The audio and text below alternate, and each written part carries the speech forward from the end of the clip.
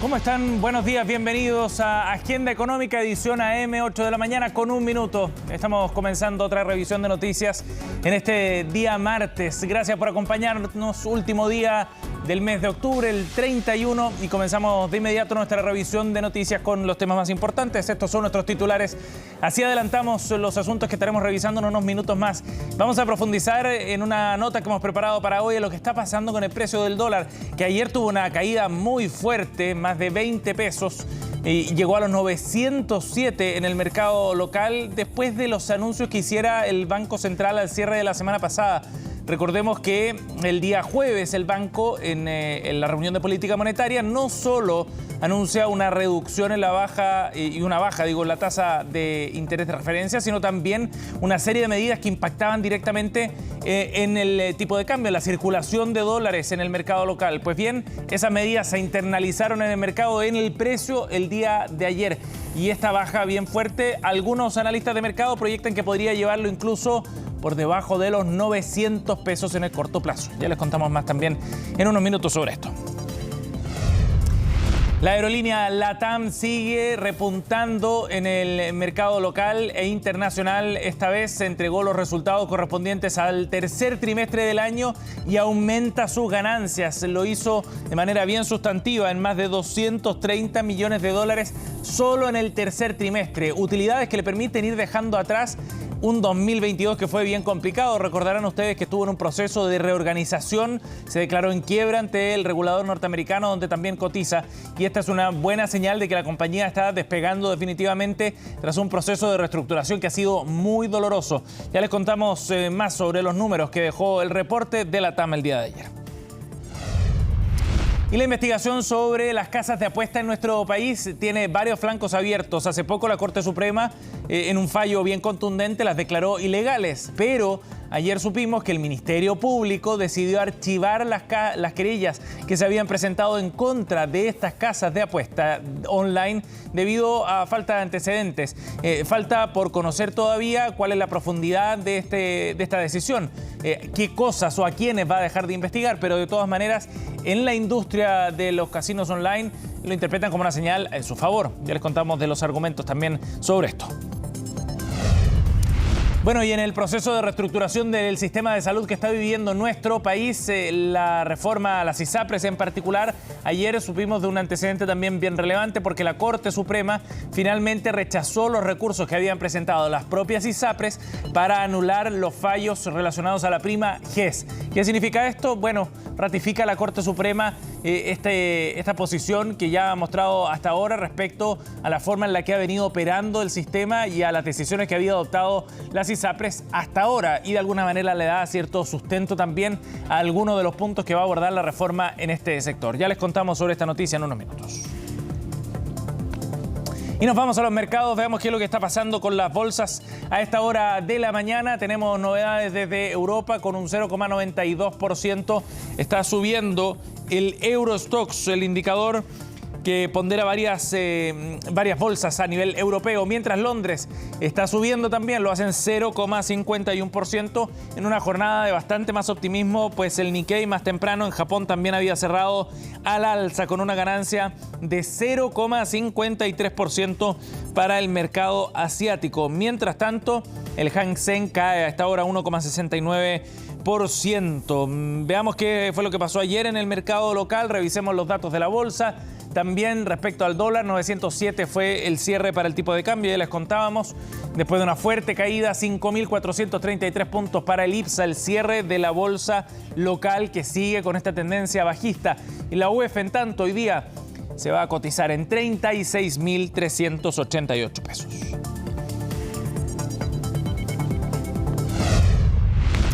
Bien, ayer les contábamos de una noticia bien interesante. La ONU decidió entregarle a un chileno el máximo premio que entrega esta organización en materia medioambiental. Es José Manuel Moller, el fundador de Algramo, quien recibió esta distinción por su trabajo en contra de la contaminación con plásticos. Bueno, vamos a conversar precisamente con José Manuel Moller, que nos acompaña esta mañana aquí en CNN Chile. Gracias por el contacto. Buenos días. Buenos días, muchas gracias por la invitación. Bueno, y felicitaciones también, José Manuel, por este premio, de todo un reconocimiento, un trabajo que junto al Gramo han hecho por más de 10 años ya. ¿Cómo recibiste la noticia, José Manuel? Sí, esto ha sido una maratón en realidad, no es como estas startups que en 2, 3 años explotan. Este es un reconocimiento por algo distinto probablemente a lo financiero, sino que a la, Ajá. a la visión y a seguir empujando y a seguir desarrollando tecnología, como decías tú, para eliminar los plásticos, los desechos. Sí, claro. Es un bonito reconocimiento, me imagino, a ese trabajo, ¿no? No, totalmente, o sea, de partida estamos muy sorprendidos y agradecidos porque es literal la máxima distinción que entrega la Nación Unida en Sí. términos ambientales.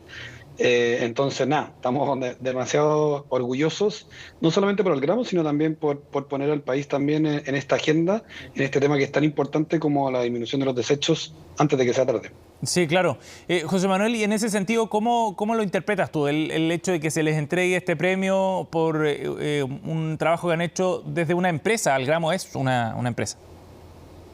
Sí, este premio reconoce a emprendedores.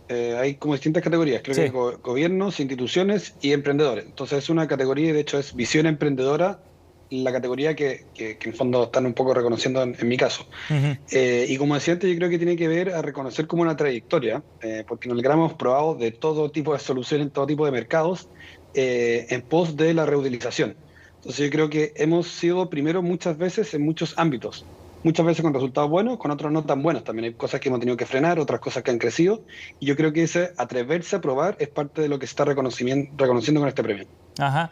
En ese sentido, José Manuel, ¿cómo definirías tú el momento que está viviendo la empresa hoy día, Algramo? Hoy día yo creo que está consolidando su operación. Ajá. Nosotros llevamos, como dije antes, de hecho más de 10, llevamos casi 13 años de operación y hoy día, después de esta salida a explorar y en contexto también un poco económico en el que estamos, de que los fondos ya están empujando un poco a focalizarse, nosotros hemos elegido nuestros modelos de negocios, cuáles son los más rentables. Tenemos un foco en la rentabilidad, en el punto de equilibrio, que es algo que es más bien transversal, yo diría, al espacio de la startup, y también con miras a expandir en una línea, porque nosotros en el Gramo hemos desarrollado muchas líneas. Entonces, estamos en el ejercicio de elegir una, profundizar y escalar esa. Ajá. ¿Y cuál es esa línea que han elegido, José Manuel? Sí. Estamos enfocados en lo que queremos escalar hoy día, es el tema de los bebestibles. ¿Y por Ujú. qué? Porque por un lado es la categoría más contaminante del mundo en términos de envases. Hoy día por lejos las cosas que tomamos son lo que generan más desechos. Lo segundo es donde vemos una oportunidad de adopción por parte de nuestros partners más fáciles. Es decir, hoy Ujú. día a los productores de bebidas, jugos, de café, les es mucho más fácil sumarse a lo que estamos desarrollando. Y lo tercero, hay una demanda potente con un negocio atractivo. Entonces, creemos que esos tres elementos hacen que nos enfoquemos primariamente en esta solución, lo cual no quita que seguimos con nuestra ganancia en el retail, seguimos también operando el negocio que teníamos, pero lo que va a salir de Chile, por ejemplo, que tenemos mira de apuntar a México el próximo año, Ujú. tiene que ver principalmente con los bebestibles. De acuerdo. José Manuel, de todas maneras quizás nos saltamos una primera etapa, pero contémosle también a quienes no conocen al Gramo cuál es el foco y el negocio que desarrollan ustedes. Totalmente. Algramo es una empresa que tiene como foco cambiar los hábitos de consumo de las personas, Ujú. de moverlos de comprar cosas desechables a reutilizables. Y para eso tenemos dos modelos. Uno que es el más antiguo, diría yo, que hoy día tiene presencia en 5.000 almacenes de barrio, que es un sistema de venta en envases retornables. Tenemos presencia en la región metropolitana, en la sexta, estamos entrando recién a Valparaíso Viña, literal, la Ujú. semana pasada. Es un modelo que está establecido, que es rentable, que está creciendo. Y el otro modelo que es un poco más tecnológico, que está enfocado en dispensadores, donde estamos trabajando con cadenas como Walmart, donde está Unilever, está la marca propia de Walmart, y también tenemos bebestibles, como mencionaba antes, que estamos trabajando con Coca-Cola y pronto a lanzar con nuestro partner de café. Perfecto, perfecto. Ahí ya queda más claro el panorama. José Manuel, hay un tema bien interesante dentro de todo esto. Tú hablabas de la visión que ustedes han tenido, ¿no?, para desarrollar y hacer crecer al Gramo, de la perseverancia también, pero eso requiere, me imagino, desde el punto de vista del público, de los consumidores, también cierto cambio de chip, ¿no? Cambio de mentalidad cultural, de volver al granel, por ejemplo, son cosas que van un poco a contracorriente de lo que ha sido el desarrollo de los modelos de consumo de las últimas décadas. ¿Cómo ha sido ese proceso, José Manuel? Me parece que eso es interesante también y yo creo que es lo que está distinguiendo también la ONU con este premio. Sí, yo creo que es un buen punto. Yo te diría que no sé si están a contracorriente, ¿eh? Porque muchas veces cuando presentamos el gramo, hay mucha gente, sobre todo mayor, que recuerda que antes se vendía así. O sea, antes se vendía suelto, Ah, como sí, claro. se vendía el aceite, la leche. En el fondo es un modelo que está que se dejó de utilizar. ¿Y por qué dejó de utilizar? Por condiciones higiénicas, por trazabilidad, por cosas que obviamente no se podían competir en ese momento. Pero hoy día el gramo trae de vuelta en base a la tecnología. Y una vez que lo ponemos a disposición, está la pregunta que planteé tú, en el fondo, ¿cómo va a reaccionar el consumidor? Si el consumidor no cambia sus hábitos, obviamente que podemos tener la máquina más espectacular que haga Elon Musk, pero si nadie la usa, no hay ningún impacto. Y en ese sentido, efectivamente, el mayor impacto que ha tenido el gramo es demostrar que la gente está dispuesta a cambiar sus hábitos de consumo. Por ejemplo, en los almacenes de barrio cuando partimos, solamente un 5 o un 8% de la gente traía de vuelta su envase retornable. Y hoy día es más de un 85% en 5.000 almacenes de barrio. O sea, ya no es un caso puntual, no es una sección, un nicho de ABC1 que tiene una tendencia sustentable. Buenísimo. Son 5.000 almacenes en barrios populares que la gente cambió sus hábitos y lo mismo hemos ido viendo reflejado también en el retail, donde más del 75% de la gente ya hace sus compras en sus propios envases. Claro. O sea, son resultados súper exitosos los que se han conseguido y con un ahorro también, me imagino, para los mismos consumidores, que era uno de los objetivos iniciales del gramo, recuerdo, ¿no? Totalmente, o sea, al gramo tiene esta búsqueda, este triple impacto. Primero, reducir los precios de compra. En la medida que tú traes tu envase, te ahorras el costo de uno nuevo, entonces siempre es más barato. Lo segundo, y es bastante explícito, es medioambiental porque eliminamos la necesidad de producir un nuevo envase. Claro. Y económico porque nosotros tenemos un modelo de negocio que le ofrecemos tanto al almacenero, al retail, como para nosotros. Ajá. José Manuel, ustedes tienen una alianza para operar ya en el Reino Unido. ¿Cómo ha sido esa experiencia en otros países? O sea, ¿cómo se comporta cada mercado y cómo ha sido esa experiencia de llevar afuera también este modelo? Sí, entramos a operar en Reino Unido con la cadena de supermercados Lidl, que es una cadena alemana, que es de hecho la más grande de Europa. Entramos a trabajar con ellos en 3 locales y lo que fue interesante es que la tasa de adopción, que es lo que mencionaba antes, o sea, es decir, qué porcentaje de las ventas son en envases reutilizados. En Chile, por ejemplo, nos tomó como un año pasar los 70-75%. En Reino Unido nos tomó 4 meses llegar a los mismos números. Es decir, la adopción fue incluso más acelerada. Claro. En Chile eran buenos, pero en Reino Unido fueron buenísimos. Y esto ha impulsado que la cadena hoy día quiera tener planes de expansión tanto en Reino Unido como en otros países. De hecho, se anunció ya que va a entrar a Holanda con esta misma tecnología. Ajá. O sea, les ha ido bien en ese proceso de expansión. O sea, la adopción ha sido increíble. O sea, ha sido lejos lo que está más avanzado. Hoy día hay otros desafíos siempre en como aguas arriba, es decir, la cadena de distribución, negociación, etcétera. Perfecto. Pero en términos de propuesta de valor para el consumidor ha tenido una muy buena acogida. Ajá. José Manuel, ahora volviendo al tema de la visión asociada al proyecto y relacionándolo con este premio que les entrega la ONU, ¿cómo ves tú este enorme desafío de combatir la contaminación con plásticos a nivel mundial? Parece a veces una tarea titánica, sencillamente, cuando uno ve lo que pasa, por ejemplo, en los océanos. O sea, totalmente. Estamos atrasados en la batalla, por decirlo así, con los desechos y particularmente con los plásticos. ¿Y por qué se pone tanto foco en los plásticos normalmente? Es porque, por ejemplo, son los más difíciles de reciclar. Hoy día el mundo recicla en torno al 9% del plástico. Y el reciclaje en los otros materiales es muchísimo más alto. Es un material que es difícil de reciclar porque hay muchos tipos, se recicla poco y va a vivir muchos años.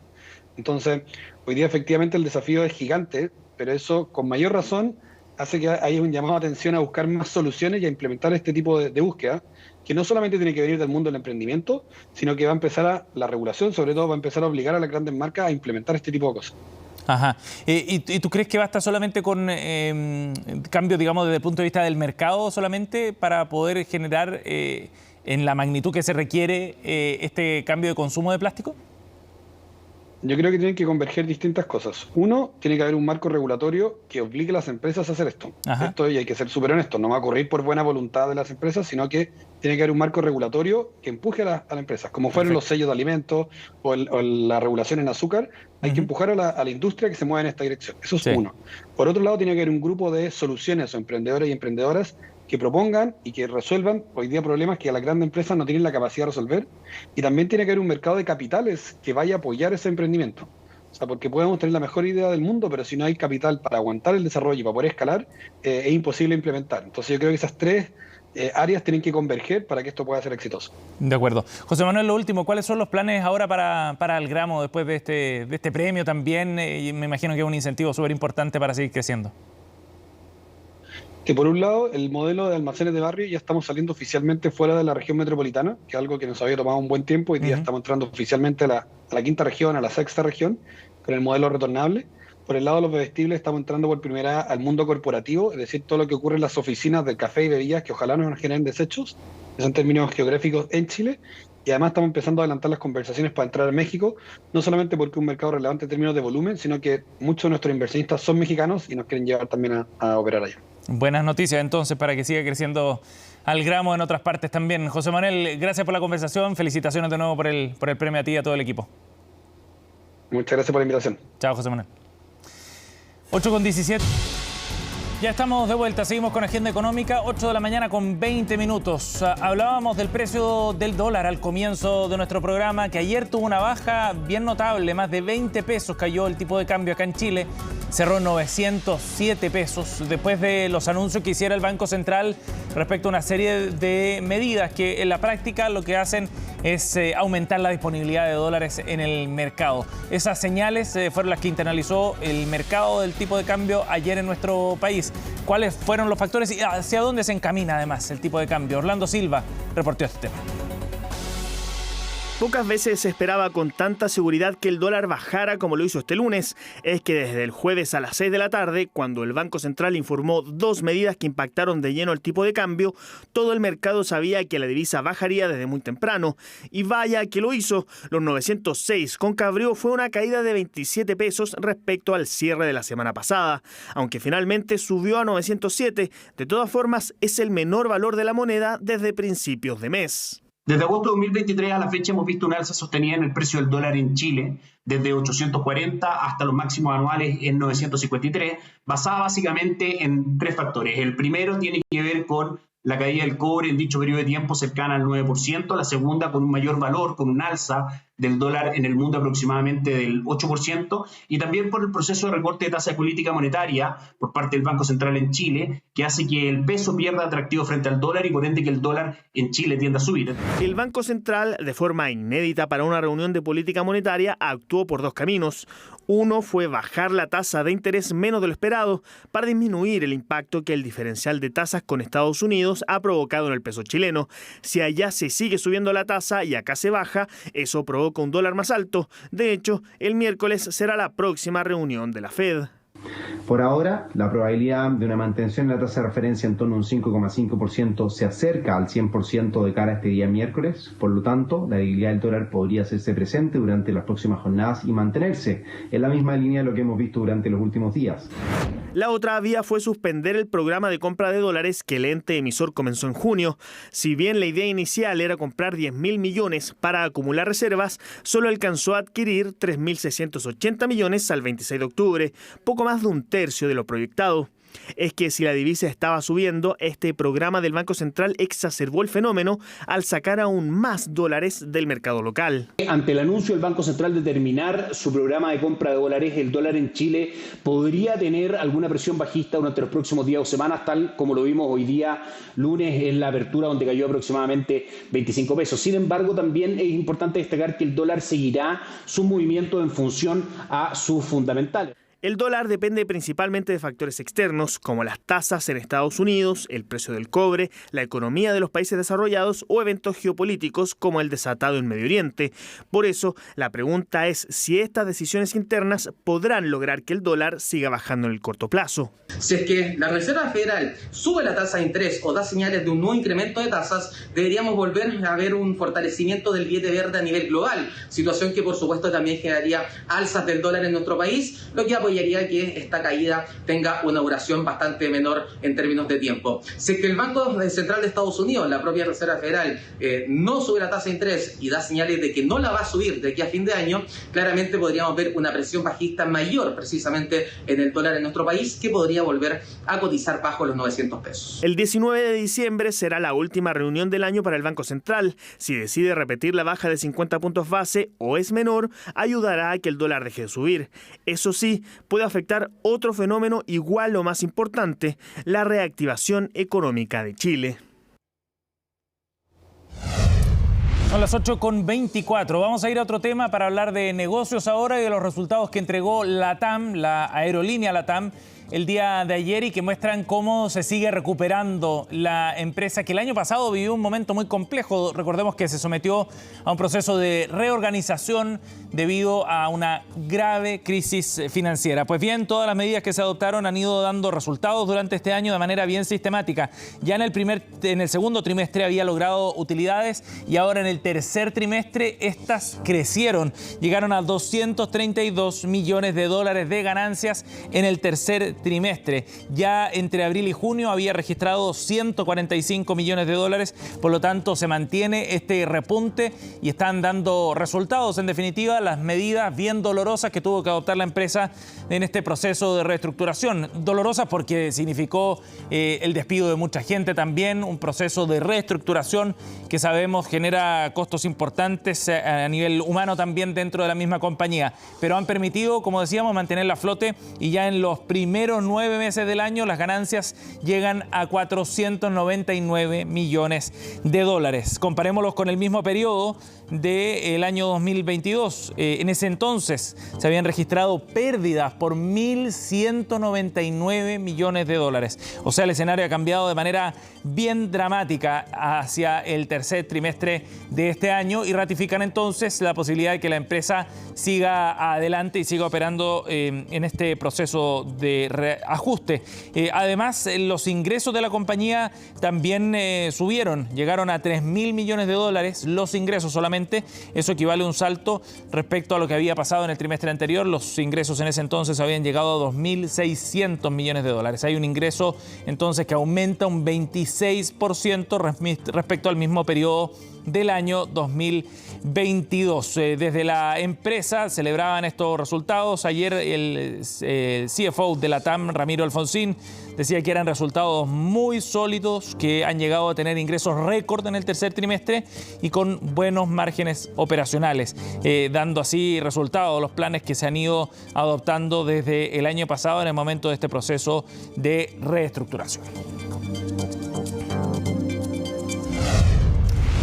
Y vamos a otro tema, como les contábamos en titulares, la industria de las casas de apuesta online está viviendo momentos bien complicados, sobre todo después del fallo de la Corte Suprema que las declaró ilegales. Sin embargo, ayer tuvieron a su juicio una buena noticia porque el Ministerio Público finalmente decidió archivar las querellas que se habían presentado en contra de las casas de apuesta online. En la práctica esto significa que se deja de investigar el funcionamiento de estas empresas en un contexto bien particular, como decíamos, por el fallo que había dictado ya la Corte Suprema y que las declaraba ilegales. Todavía está por conocerse cuál será la amplitud de esta decisión de archivar estas querellas, a quienes afecta en particular, si son las personas naturales, si son las empresas involucradas, pero por lo menos el Ministerio Público ya anuncia que no va a perseverar en esta investigación, lo que de alguna manera ha sido interpretado por la misma industria como un respaldo, digamos, a ese funcionamiento que llevaron adelante en los últimos años. De hecho, los abogados representantes de estas empresas, a través de la declaración pública que firmó el abogado Carlos Baeza, decían que esto marca un hito para la operación de las plataformas en línea en el país, confirmando nuestra legalidad. Algo desde el punto de vista penal, decía, algo que ya ha sido respaldado en informes en derecho. Una mirada distinta tenía Isidoro Solís, el abogado de Polla Chilena, una de las partes querellantes, quien asegura que todavía es necesario conocer en la próxima audiencia el detalle de esta decisión para entender cuál es el alcance legal que tendrá y qué efectos puede tener en la operación de estas plataformas. Así cerramos Agenda Económica. Gracias por acompañarnos.